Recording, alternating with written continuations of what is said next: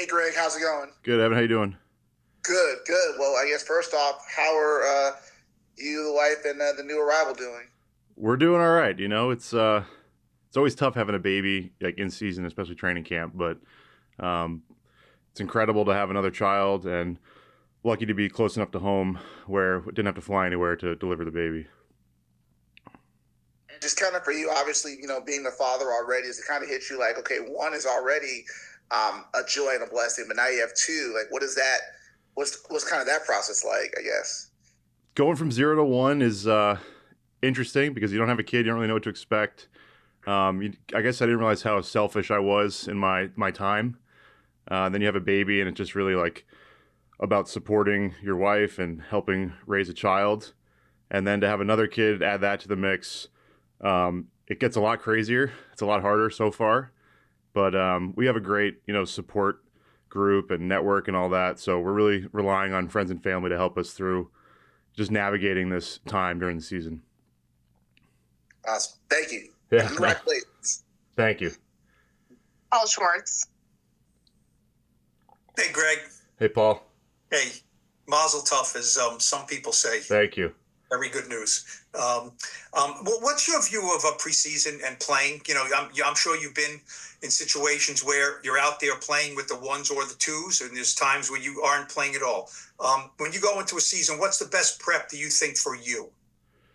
I mean, it's always important to get reps. I don't think anybody is good enough at this game, at this level, to not play and expect to perform at a high level kind of coming out of the gate.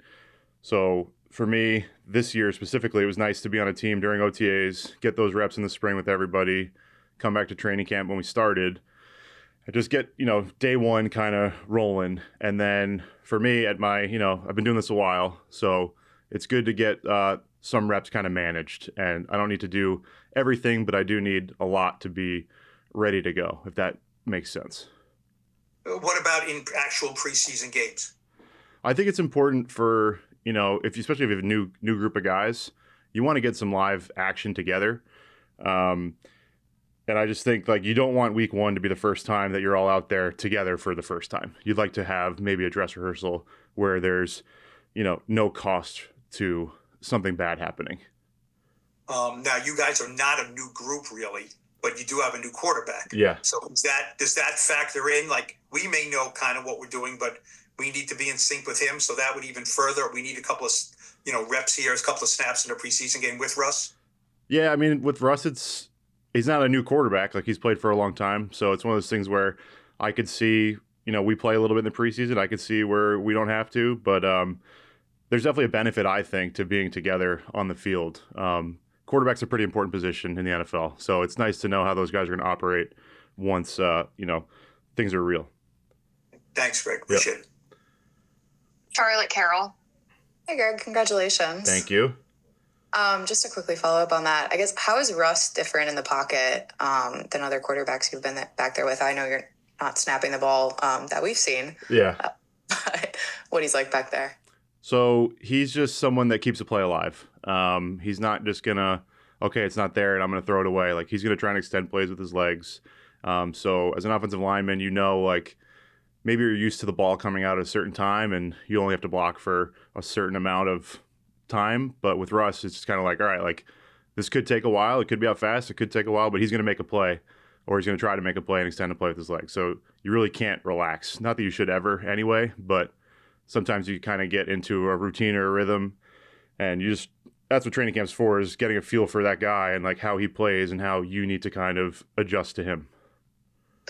And then what have you seen from Evan? You guys are kind of competing for that right guard spot, but I guess how he's made that transition to guard. Yeah, it's not easy to move inside, especially at this level, but he's taken it in stride and he's trying to learn every day and, work on his technique and improve. And I'm sure he's been humbled. This is not sure what he thought his career was going to be at this point.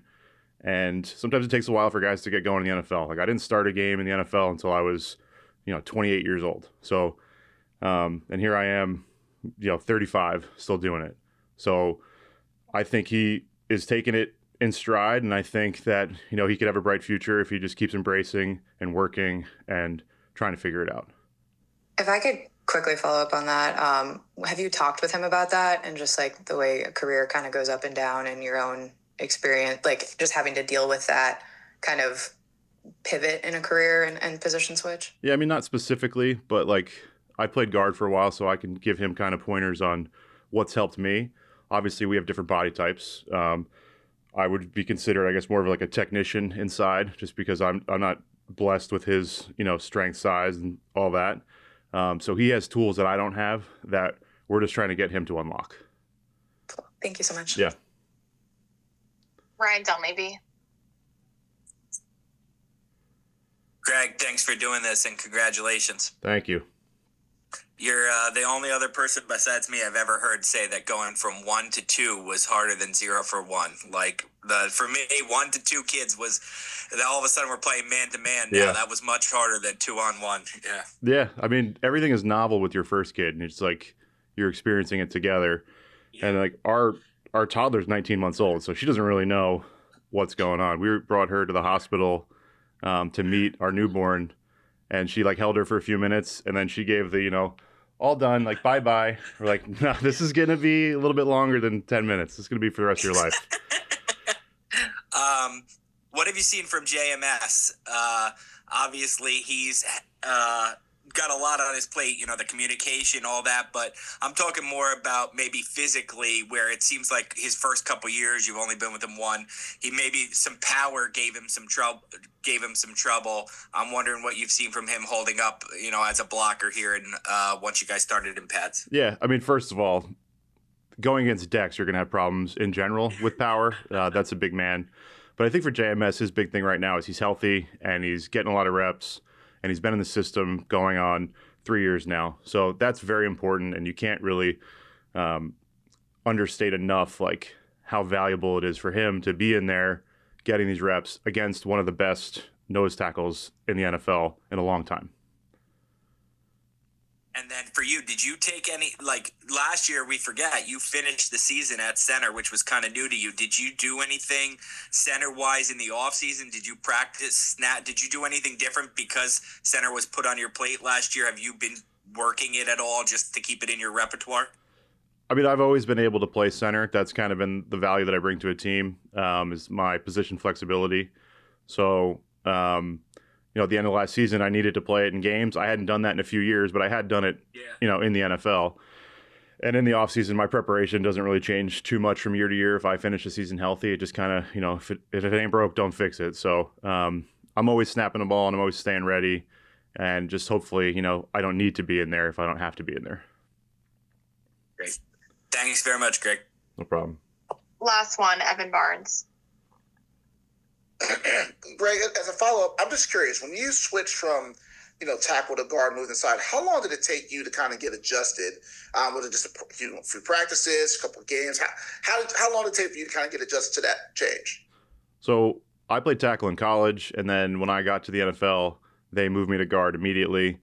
And that whole preseason in Green Bay, my rookie year, was just focusing on, really was just left guard. Like I didn't move from left guard. And it's definitely, I don't know, I couldn't give you a time for how long it takes to feel comfortable, because it's one of those things where once you feel like you have one thing kind of figured out, something else pops up. And I found that throughout my career over 14 years and hundreds of games. It's just like I'm getting good at certain things, and I have things that I can go back to when maybe I'm like kind of getting outside of what I'm good at. But there's never ever going to be a time where you've figured everything out and you're good and you got it. And even when I played guard that preseason, and then it was like, I think it was week 6 or 7, they put a ball in my hand and said, you got to learn how to play center now. So it's just like, as soon as I figure like, all right, I kind of got guard a little bit, like I'm getting used to it. It's like, here's another position to learn. So it's not easy. It takes a while, and it's different for everybody, but you just got to be willing to work at it and understand that like, you're not going to be good at this because you haven't done it. So you have to be comfortable with being inexperienced and maybe having some reps that don't look great, and learning from that and moving on and growing as a player and just saying, all right, like that happened once. How do I fix it? Move on, next thing.